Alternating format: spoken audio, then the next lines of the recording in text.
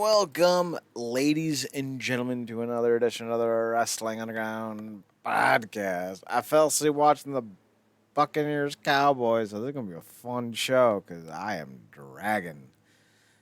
Speaking of dragon, I'm Chad Porto. He, my co host, is the other half of the Dragon Heart, Marcus Green. Marcus, how are you? Good. Chad's dragging tonight. I guess I'll get to talk a lot. So here we go. Woo! And I know, Marcus, you're always like, man, this motherfucker needs to shut up. But today will not be that day. There may come a day when man's hearts fail. I feel like this is hocus pocus, and you're Winifred, and you had to take the day off, and I'm the big sister that has to tell Winnie. I can't read a teleprompter. Goodbye. I have not seen the sequel. I don't know if it's worth watching. Is it? Oh, I haven't seen it either. I haven't seen it either. I'm just going off of that dynamic. Because obviously they give Winifred all the lines, and then Dakota just comes in, and then Sarah Jessica falls like, "Maka, maka, maka, maka." The intelligence just deteriorates as they go down the line of the sisters. The dumbest, funnest line to say. Speaking of running amok, Impact decided to do all that on Friday night. They amucked themselves hard. Sounds like a Star Trek episode. Time amok. Amok. Amok time. Two of those are actually real fucking real episode titles. I'll let you figure out which one's which. So, basically, Hard to Kill was a booking quandary. So Kushida won a 6-way tag match with Yuya Uemura, and I'm left here wondering why was two of New Japan's stars on the undercard. But all right. And then, of course, Trey Miguel defeated Black Taurus to retain the X Division title. That was your pre-show. Then we go into the first match. Josh Alexander defeated Bully Ray via submission. That was odd. Glad he won, but the whole winning by submission seemed unnecessary and kind of dumb. Because like he fell off the top of the ladder, drove through him, got a 2 count, and then he went straight to the ankle lock, and then Bully tapped right away. And I was like, that was dumb. But the match itself wasn't bad. It was fine. Yeah. Bully can only do so much, and that was evident in the match. Yeah.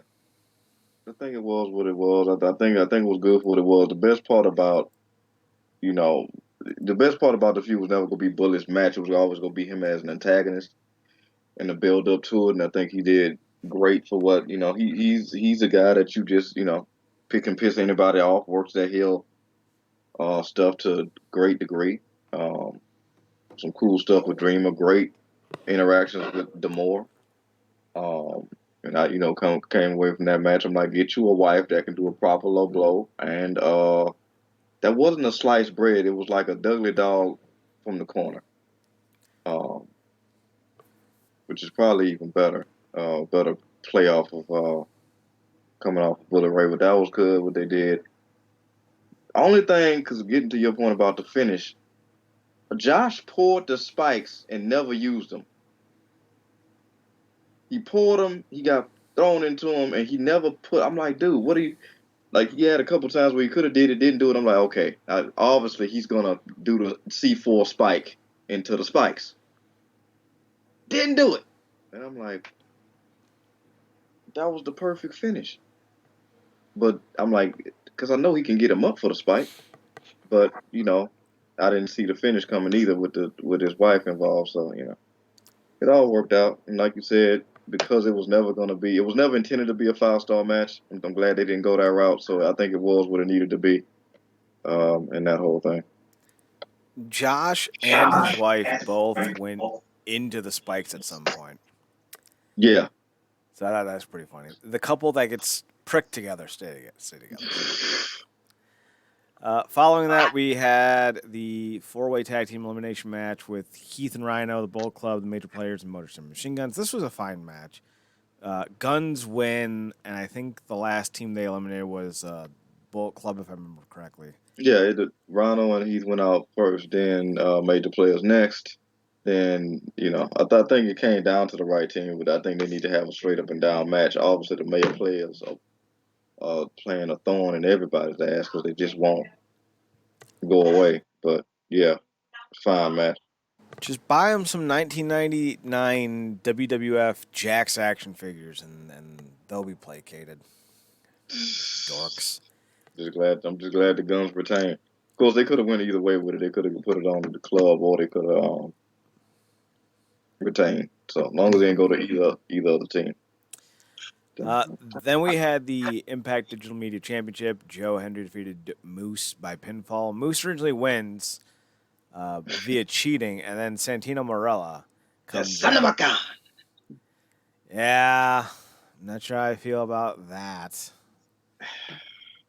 And Anthony Corelli's popped up in Impact before as Anthony Corelli, but this time he actually popped up as Santino Marella, and he's going to be popping up with him. I mean, we're going to talk more about that here in a second. We're going to get through the show first.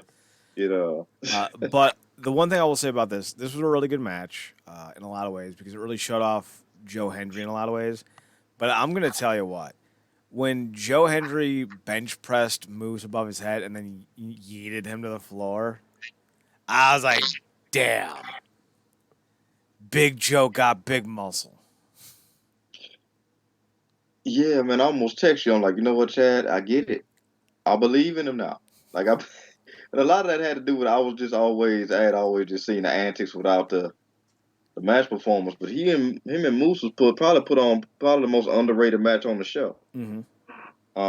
And he looked good, man. I'm digging what they're doing with him. He's definitely in the right spot with the right title. And him and Moose, man, like I said, they put on a hell of a show.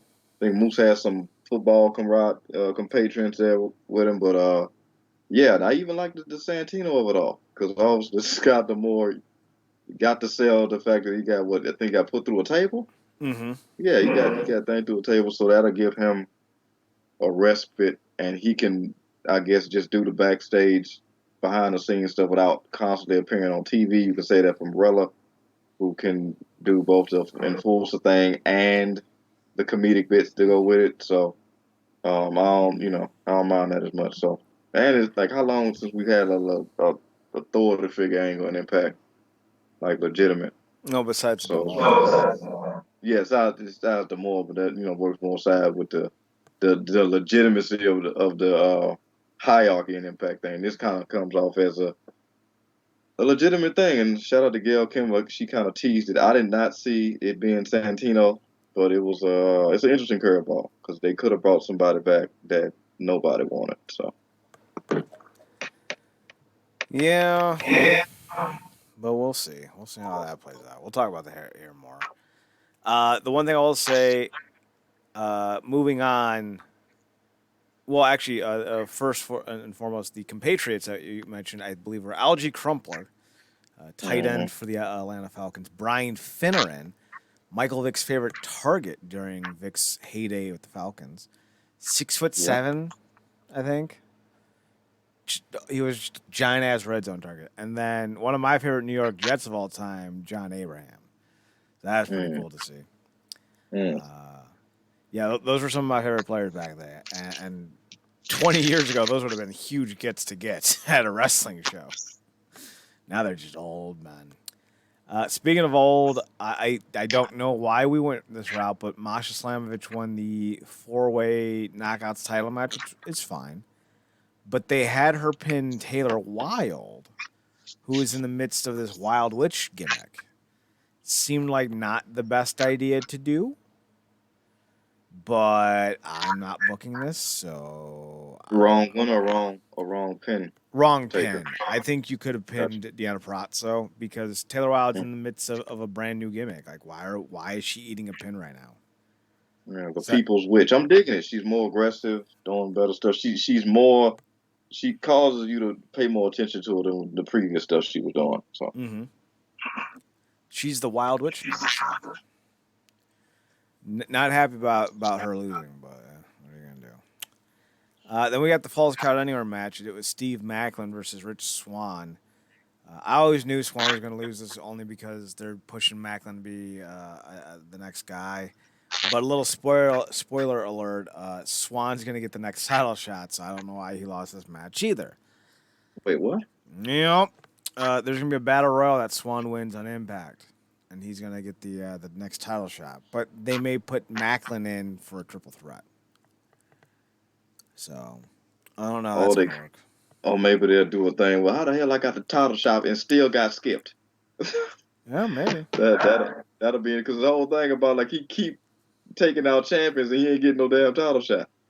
Which is hilarious, by the way, because he's legitimately going through past champions.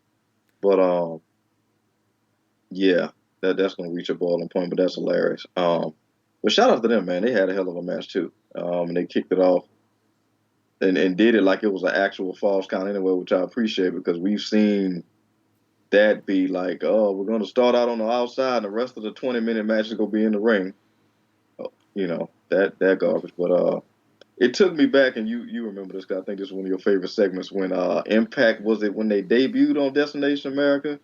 Or one of them new networks when they all got off the bus? Yeah, I think that was Destination America. Yeah, they or started it was Pop.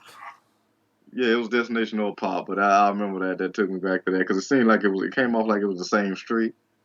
But but yeah, it was they did some good stuff, man. Swan and what you call it, probably another cracking match of the night. So yeah, but yeah, they clearly are intentionally stalling this whole thing with Macklin, which like I said is going to clearly ball over, particularly if Swan got a damn title shot anyway. I will say this. It did feel a little bit like what you mentioned, where they started outside and then finished in the ring, because they did essentially. They went outside briefly around the start of the match, and then as the match crescendoed and finished, it was in the ring, and then it was on this little slope. I think it was like a production slope, so they could reel carts back and forth downstairs. Yeah, like right next to the ring. And I was like, you couldn't have flipped the order. And like, this is again like another one of those booking things for the show where I was like, you couldn't have gone in the opposite order. Like, why is one of the best Falls Count Anywhere matches fucking a hardcore match from 1999 involving, I think it was Hardcore Holly and Road Dogg in Cleveland, Ohio? Road Dogg tried to pin, or Al Snow tried to pin someone against the gates of Jacobs Field, which is the baseball stadium where the then named Cleveland Indians, now Cleveland Guardians, played. Yeah. Like, he put him against the gate and tried to pin him while he was sitting upright. It was hilarious. Yeah, I feel like it kind of almost speaks to the times, because now it's the thing where it's almost like we can't have the audience watching on the screen the whole time. Mm-hmm. We have to get them like in there so they can actually see it with their own eyes, type of thing, in this day and time. So I get it, which is why, like I say, like it felt better because they spent a significant amount of time. Like, I think they was in the docking area and a car just randomly pulled up. And then I think he sped them through them hard ass grates, which I'm like, I don't know about them. Like, good on you, because Macklin's got the body to take that. I don't know about Swan, but he did anyway. So yeah, like I said, that was some good stuff. Swan, never ceases to amaze me with the lengths he'll go to, even at his size. So. Yeah. Then we got Eddie defeating John Gresham by pinfall. That was a bit unexpected. Good match. I feel like Eddie, again, we mentioned this a lot. Eddie needs to get his shit together. Because while he's still a good worker, he's not what he once was. Now, he's also 39, so I don't know, like, have we seen the end of peak Eddie? And it's very possible. But I like to, think that if he dropped 20, 25 LBs, that maybe the old Eddie could come back. If not consistently, at least, once in a while. PCO shows up after the Eddie win. And finally, PCO looks fucking great. His shtick before was just I'm wearing black and blue clothes and my face is painted white. Like, oh, okay. But this time he actually looks intimidating. He's got like an all black look now, and like he looks fucking horrified, and he's spitting up dirt. Pierre Carl Ouellet has really committed to the bit, and I appreciate that. Yeah, That yeah. It old was bastard. before it was coming off like he was the mummy, and old boy with the dreads was Benny on the wrong side of the river that was always gonna be there to resurrect him. Mm. So yeah, that was it looks good. Also immediately puts Eddie back into that feud, which I guess is the last remains of Honor No More. That little last bit since everybody else is gone. Obviously except King, but he's got his own narrative. So I'd be interested to see what they do with Gresham, who could go anywhere at this point, world title, X division. So yeah, They've only lost half that group. Like when you think about it, they lost Maria, Mike, and Taven, yeah, and Vinny, and that's it. They still have yeah. Kenny. They still have PCO. And They still that have was Eddie. And if you wanted to get funky, you can easily put in Gresh. yeah, So the remnants are still there. Main event time in a match that went 8 minutes way too long, and a decision that stupidly went back to Mickey James. Mickey James won the belt.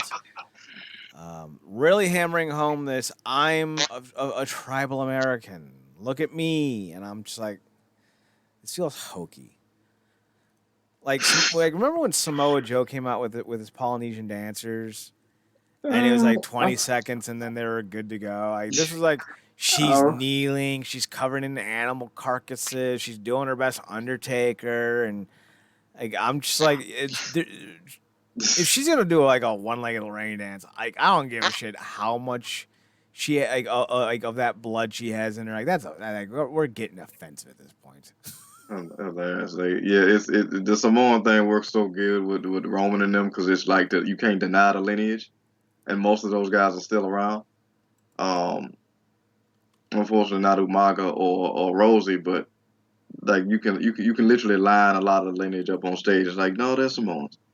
But I didn't know about the Native American thing until like they did. I think it was in the last Impact when they did this background video on Mickey for the match. So that was interesting. It did kind of remind me of I feel like I was watching something with dealing with Batista, and I think Triple H came up on there. He was like all of a sudden in the middle of whatever, he was like Dave decided he was Filipino. And I'm like, the dude went and took, I think he took like an ancestry test or something, and then wanted to represent that side of him. So it's always interesting when it happens with wrestlers when it's like not the immediate first thing we get to know them as. So the entrance was cool, and I think it almost kind of gave it away in a way, the big entrance. Mm-hmm. Um, but yeah, the match went how it went. I was surprised at the finish because I'm like we just saw her go to hell and back twice with Marsha Slamovich, and she took the snowplow and I think kicked out, and she got dropped. But to be fair, this is the best match I've seen on Mickey's run with this whole rodeo thing. Maybe besides that hardcore one she did with Deanna. But I'm like Grace fell to a tornado DDT. Mmm. All right. All right. So this is now the second time in 18 months they've gone back to this Mickey James well. And every time they do, I just shake my head because I'm like, what are we doing here? Like this doesn't make any damn sense to me. Because the last time they did it, it was to end Deanna Prazo's second longest title run of all time. And for some reason, they thought that was the way to go. It wasn't. And now here we are again doing the same exact thing, only this time with Jordan Grace, who was in I think the fifth longest title run of all time. Let's double check. Let's double check. So Deanna was second. Jordan Grace was one, two, three, four, five. Wait, six. Sixth longest title run in Impact history, and the second longest Impact title run in history ended at the hands of Mickey James. That annoys me, Marcus. It Oh, really the really noise, does. no, annoys me too. We did it on the pre-show. Like you let. Come on, man. Josh Alexander and Jordan Grace are two of the best you'll have in any company. And as champions, you let them run for as long as you can. And in our minds, it was like let them run the Bound for Glory. Hmm. They that good. They've been putting on matches that are that good, particularly Alexander. But this thing, what I was talking about earlier, like I wonder if this is a way for them to get this title on Slamovich without having her beat Jordan. Because if she takes out Mickey and gets that title, she gonna be cheating like all hell to make sure it never gets back to Jordan. Cause she's never beaten her. And I feel like I feel like that might be the direction they're going in and playing a big game of keep away to get to a big third match, which if I'm fantasy booking, I'm like, she takes it off James, really hurts James to the point where she takes her out, kayfabe or whatever. Then Jordan wants it back. They have a couple matches. She cheats to win, and then some kind of way Jordan gets another shot where it's like her last chance to get it back, and this time it's like a an Iron Woman match. Maybe Yeah. I don't see the issue with Masha beating Jordan though. So like I don't see the reason why they're doing this end around. It just feels unnecessary. Mickey has always been one of those women who she had a really exciting debut angle in WWE, and I'm still waiting for that second hit. Yeah, I mean, look, it's funny because Deanna kind of said it on commentary. I think it was one of them impacts. It was the impact when she was on commentary and the recent ones, and she was like, "Mickey James is a certified legend, no doubt, but this era has passed her on. This era of women is beyond her in terms of the performance and all of that. Like the next generation is kind of beyond where she was in terms of where she was slotted at doing her best run in WWE. Like we talk about all the time. People always do the thing about, Trish and Lita, particularly Trish, but then you was like, yeah, but who was she on there with? Like who was around her to say she was the best of the best at that time? So it's like, I don't know, in my mind, Jordan, Mickey don't beat Jordan. Mickey don't beat Marsha. She might get away with it with Deanna and a couple others, but to me, it's tears. And somebody like Jordan's Marsha, the ghost of Tessa. Like you don't. That's just different tiers that I don't think she's at. That's not taking the credit. That's just facts. Mickey was what she was in an era where she could be more character than talent. I don't think Mickey holds up in the ring anymore, at least on par with some of the other women. And this constant need to go back to a C-list star, as talented she may be, she's not a needle mover. And so to constantly go back to this woman who isn't moving the needle, who isn't driving revenue, who isn't bringing in people, as opposed to your hoss at your thick mama pump, Jordan Grace. I don't get it. Like, does she have photos of Scott Demore in pantyhose or something? She got she got a link to Scott Demore OnlyFans and during the pandemic. Like, is Oh, this on the hard drive. is this the only way we can get Nick Aldis back? Oh, and it's Is it's so it's so weird you saying this too, because I wonder like they basically just they gave her the main event and then they put the tap strap back on her over somebody who I would not want to screw over in Jordan, who to her credit may not even in her mind being screwed over. But for us, it's like, why would you take it off? That's like if they would have had Bully win. Like, what the hell are you doing? Um, but I wonder, with everything she just got, would she accept a Royal Rumble invitation in a heartbeat again? I'm like, they just gave you the crown and you running back over here for a 50-second spot. You know it's gonna be a 50. You ain't winning the damn thing. People on Twitter tweet, man, they didn't invite Michelle McCool to do the run. Who the fuck cares? She's not winning. I mean, I'm like, just when it comes to Michelle McCool, fuck her because she's trash. She's terrible. No one likes her. If there are people upset about her not getting invited to the Royal Rumble, there's a pier that you can go to at any local sea, ocean, river, lake bearing city, and you can take a nice long fucking stroll off of it because she's uh, trash. straight Michael Phelps it. But because me and Chad will be the a-holes in the audience. Like, oh my God, you two don't like Michelle McCool? What's wrong with her? She's not like racing or anything. Like, no, she's a style clash denier. She's a style clash denier. It's not debatable. But yeah, it's one of those things. Like, I really wonder, like, the Impact just like kind of gave you the world a little bit. Would she accept a quick invitation, and then obviously it would be sold as like, oh my God, the crossover appeal. It ain't no crossover appeal. We know Impact 9 times out of 10 gets screwed every time. The last time they invited her, they probably begrudgingly acknowledged that she was with Impact. I think she came out with the title, which that was probably them looking at it like they did the company the biggest favor. So it's not. I hope she wouldn't do something like that, but you never know. She would. So let's talk about some other big news. First, we'll get to Santino because I already talked about it. He is signed officially with Impact going forward as a general manager, director of authority type guy.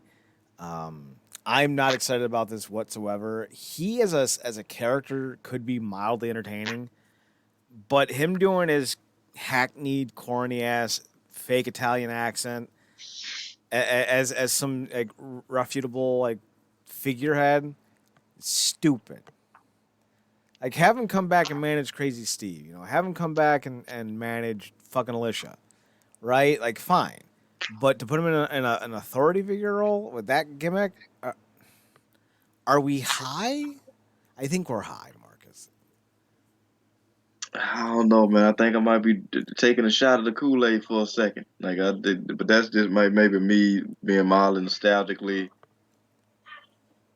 still laughing off of the stuff he was putting in WWE. Um, and maybe it won't work with this, but we'll see. I dig it, but that's just for now. Like you said, it might be going all to hell. Um, but they needed to sell the more being out, and this probably kind of lightens the load for him not having to be on TV so much. So we'll see about that. But that's not the only person they signed, thankfully. I think they signed one for show and then one for go. Well, they also brought in a former WCW general manager as well. He'll be appearing on the next set of tapings for Impact. And all I gotta say is, Marcus, somebody call my mama. Speaking of other names they signed, though, Frankie Kazarian back in Impact. That was one of the more unexpected moments. After the Guns won, Frankie comes out, gives the Guns a little bit of love, gets back into the ring, has kind of a funky promo. He announces and like says the same thing 3 times. I'm back home. And it's like each time he says it, it feels like he remembered he was supposed to add like I'm really back home or like I'm super duper really back home, and like he kept forgetting to add those things into it, so he kept having to go back to the line. But that being said, Frankie Kazarian did leave AEW to re-sign with Impact, and Frankie's one of those guys that he can still go, and he's in his 40s. I think he's 44. I think we've already addressed this before. Frankie Kazarian. He is 45. He'll be 46 when? He'll be 46 in August. And I know 46 sounds old, but remember, Sting is 60 fucking 3. You know, Mm, Brock is 45. The Undertaker was in his 50s. Flair is 71. my We have bad. new My perspective. Saints cutting out. Who we talking about? 45. Lesnar. Lesnar was 45. You know, Taker's in his 50s. Flair's in his 70s. And the 45 is no longer that old. and the guy they Jericho's got 52. yeah, the guy they got coming in. Kazarian, he's 46. Yeah, I mean, look, I think we're seeing a lot of 45. these guys. I mean, look, we seen it's not like they brought in untested product. He was just killing it as X Division champion and had a banger with Josh Alexander for a title shot. Um, and he basically said he all but blatantly outright said he was being underutilized in AEW. So, yeah, he said it. Cash came on. Period. I mean, that's just. I mean, they wasn't gonna do anything once that thing ran out with him and Daniels. And I don't know if Daniels is semi-retired or fully retired. Um, then they tried to pair him with Scorpio Sky, which I don't know where in the hell they doing with Scorpio Sky at this point. I forgot all about him until um, He was with Ethan Page. I thought brought up, and now out of that, Ethan Page is the one with more TV time, which is hilarious. Because Scorpio Sky was the actual champion, TNT. So, um, yeah, I mean, I think he made the right decision. I think you go where your bread butter, where you go get to show off, and like I say, he can go back to the X division, do something with a tag team, or go back after the world title. So, I think that was a really great sign, and hopefully a sign of things to come, depending on who becomes free or not. I don't know still what's going on with Rosa, but I very much look forward to that. I don't ever expect to see Sasha ever come through Impact, so that's not gonna be a thing. But yeah, that's gonna be interesting seeing what they do with that. But it was good to see him back. I think you could do a rock stable, like a metal stable with Heath Slater, and if you can go and get him, Warhorse. I think that'd be dope. I think that'd be Yeah. dope. That's just me. Daniels is still semi-active. He wrestled twice this year so far, and once with Impact, one for Glory Pro. Last year, he wrestled 12 matches for Defy, 10 for AEW, 10 for New Japan, probably mostly with the Strong, and 2 for All Japan. Speaking of Strong, they're ending that. They're going to apparently reshape that into something new. I think they're going to do less shows per month, but more impactful shows. So that'll be interesting. What was the other thing I was going to mention? There's something else. I can't remember for the life of me. All right, let's move on and talk about Vince McMahon. He's back in command of the WWE. Then, now, forever. Not only that, but he's selling the company, trying to get back in the booking committee, doing all the Vince things that we know Vince would do. But apparently, one of the potential buyers has been revealed to be the All Elite Wrestling themselves. I don't know if they're gonna buy them. Like there's many major companies in the area trying to get a hold of this IP, ranging from allegedly anyone between Amazon to AEW to Endeavor, who owns the UFC, to Peacock. Then, of course, you got the Saudi Killing Fields League or Mass Murdering Saudis or the Saudi Kill People League. Trying to remember what their fancy we don't kill people name is. Oh, I know what it is. Saudi Arabia, we definitely don't kill people.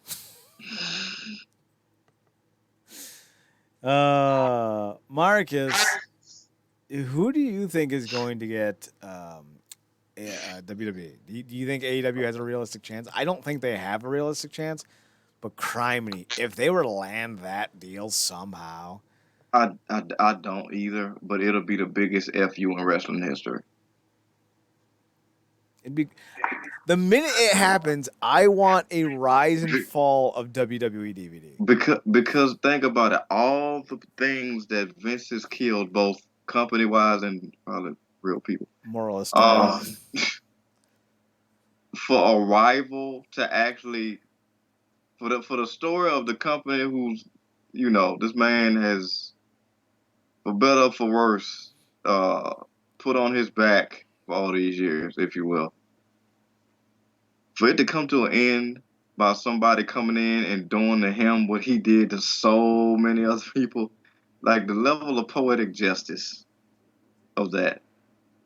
And by the way, that Rise and Fall DVD or video, that'll span like 2 months.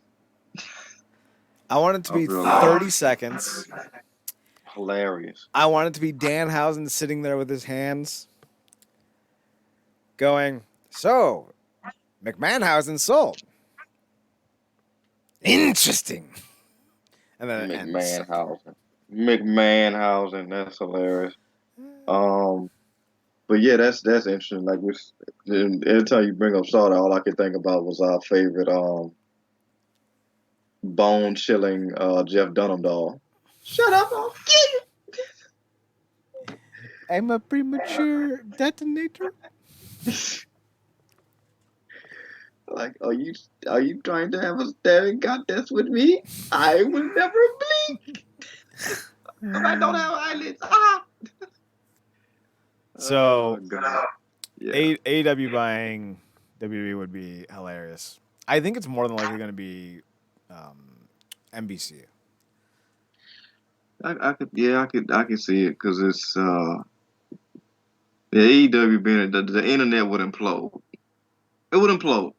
It would implode. All these but those those AEW nut huggers would be like just going up and rallying. It might be like a Jan 6 for wrestling nerds. It'll be, but yeah, now I can see it being NBC. But that day that whole thing dropped, like just seeing how Twitter was, like if it actually happened, something like AEW bought it, we'll never hear the end of it. So yeah, but Looking forward to that day. yeah, but it's interesting because I feel like we tracked this back to when they, well, I think brought Khan in and they just started. I feel like they started consolidating stuff and lining stuff up, almost like it was preparing to be sold back then.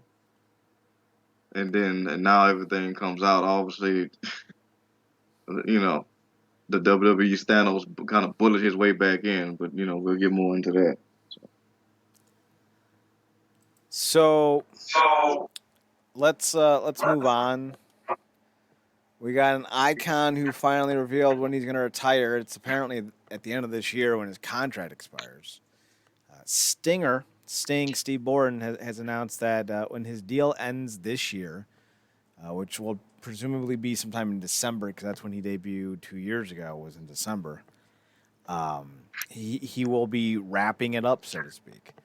He's already said that he never wanted to be the guy who's been wrestling for 46 years, and he's like, turns out I'm that guy.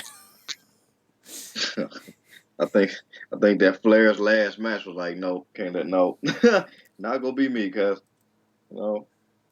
I mean, considering how very real it could have been for it to be a true last match, no one is really going to be that surprised, right?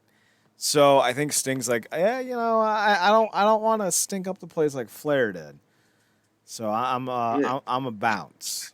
yeah, or get sat down because of injury. Look, I mean, the Punk basically got sat down, uh, unfortunately, because he jumped. What he did, a crowd dive and got injured. No, I don't think so. I think someone stepped on his foot during a match. Oh, okay. Well, but the thing about that, like that's something that's like random and clearly unintentional. But Sting's like legitimately doing dives, like he's like the elderly Hardy at this point. Um, so you don't want to push it, and then him having to get sat down and retire off of doing some stuff he really didn't necessarily have to be doing. So I get it. Um,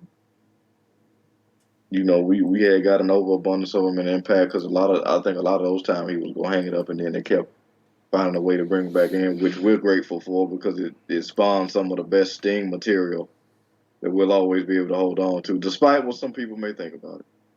Um, so yeah, we'll see what he do for this final run. You think it'll lead to eventual? I would imagine it'll lead to a match with Darby in some form of combat. That would be the idea. I would hope. I would also like to see him get a world title match. I don't know who the champion is right now in AEW because I really don't give a shit. Oh, MJF. How little I give a shit. But like, I would like to see him get a world title match and have him win it. That would be dope. I'm always pushing for that world title win. Like Chaz, it's like we need new stars. And like, who will be a world champion? Like Goldberg and Sting. Who would you put the title on? Like what? Listen, I never said we needed new stars. I said we needed new champions, and I did not mean that we needed new first-time champions. I just mean we need new, not you champions. Hilarious.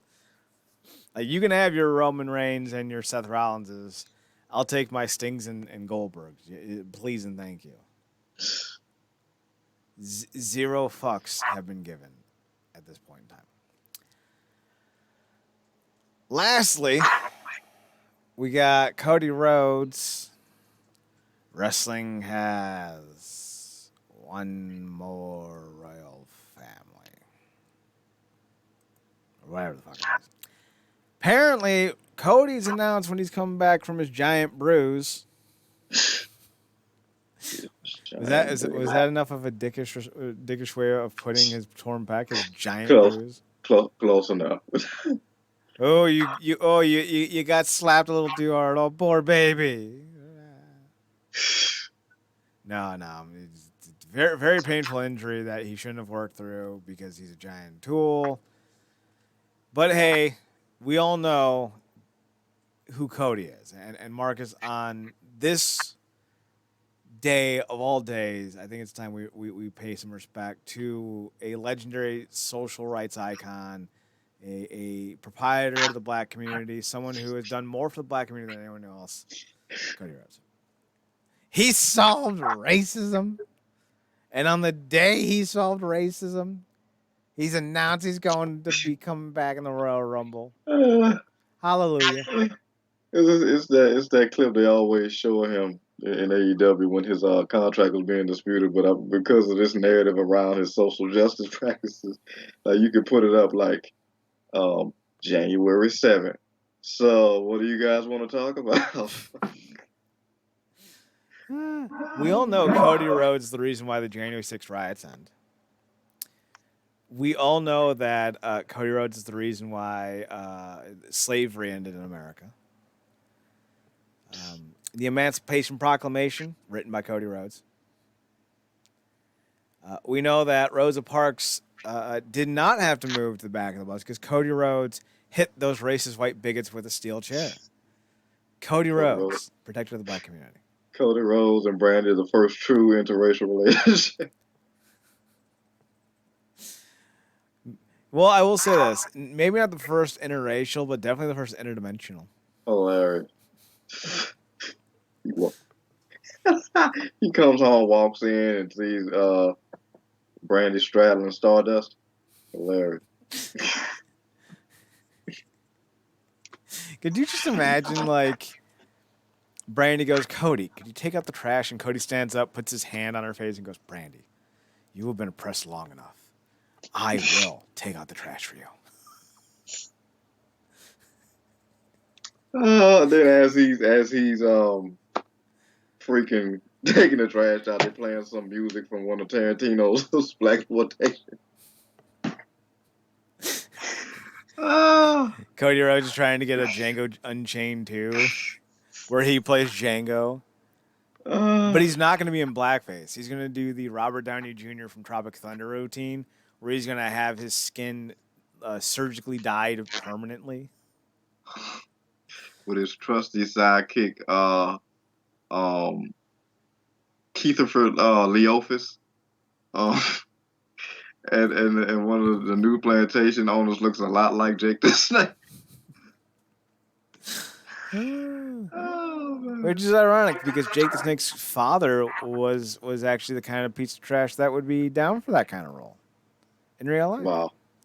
Oh wow. Yeah, Jake the Snake's father was not a good man, and Jake the Snake does not say very positive things about him. So, Yeah. Marcus, are you excited for Cody coming to the Royal Rumble?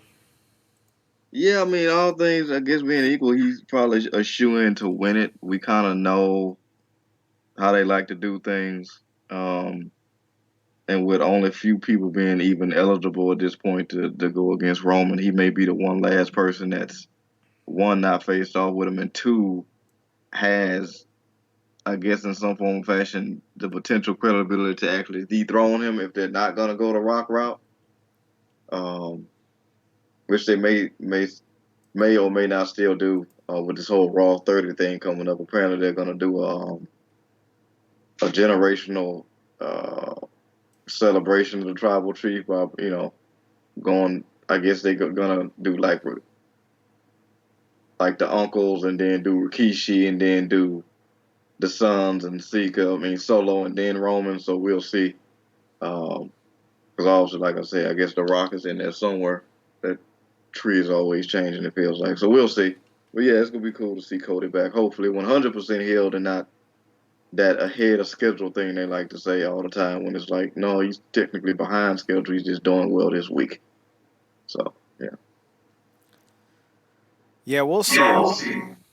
We do know that, at least we think, they're going to be doing two different matches for Roman to eventually drop the belts to, and Cody may be one of them. Though I do think more than likely that if they do end up going Cody and The Rock in two separate matches, I think more than likely The Rock loses. Mm. I think that's the way it would go, but obviously we'll see how that all plays out over time. But yeah, that's about all I got. Marks, anything else happened this week that caught your eye that you want to mention? No, that was pretty much it, man. And see, no, that's about it. If you get the chance, go check out Hard to Kill. I will recommend it, even with our highs and lows from the show. I think it was good overall. I think they got Rebellion coming next month or something to that effect. I don't know if it's next month, but yeah, it's coming. Yeah, yeah, Rebellion's coming next, or something to that effect. So I think they got some good stuff lined up. Looking forward to these upcoming impacts. Um, Gleet got, I think, a new show of Gleet 5. I think go check that out. Uh, there's some good wrestling out there. You just gotta go find it. Not everything can be glorious coming out of whatever they got going on in WWE and AEW. Is kind of like hit or miss depending on the week. So yeah. If past years were any indication, Rebellion should be in April. And so April seems like the best time for another Also, Rebellion. also interesting stat that I saw on Twitter. Like I think they said they've done Hard to Kill 4 times now, I think so. and I think 3 out of the 4 main evented by women.